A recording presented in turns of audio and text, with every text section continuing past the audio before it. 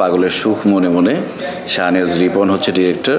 তো আমরা এখানে কাজ করছি অনেকেই, আমি আছি, হিমি আছে, তারপর জাভেদ গাজী, সিয়াম নাসির, শাফিজ মামুন, আরও অনেকেই আছে।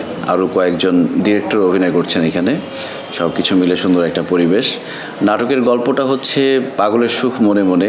ডেফিনেটলি পুরোটাই তো বললাম যে আসলে প্রতিবাদী, মানে সমাজের যে অসঙ্গতিগুলো আছে সেগুলো তুলে ধরা হয়েছে এবং সেটা নিয়ে আমি প্রতিবাদ করি।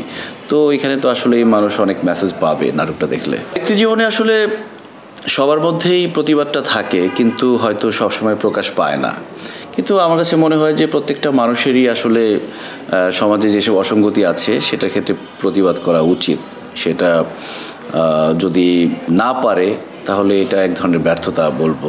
সেই প্রতিবাদটা যদি বলিষ্ঠ কণ্ঠে হয় সেটা তো ভালো।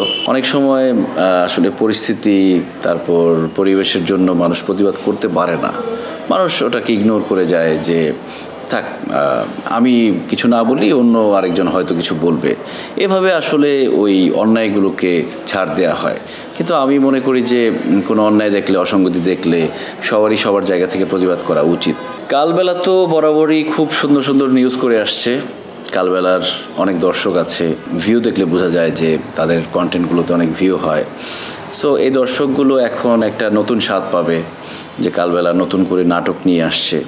তারাও আশা করবে ভালো ভালো নাটক যাতে পায় তারা। আর কালবেলা তো সবসময় একটু প্রতিবাদ, যেরকম আমরা অভিনয় করছি যে সমাজের অসঙ্গতিকে তুলে ধরে সেই জিনিসগুলো তারা প্রকাশ করে। তো নাটকের মধ্যেও আমরা এটা প্রকাশ করার চেষ্টা করছি।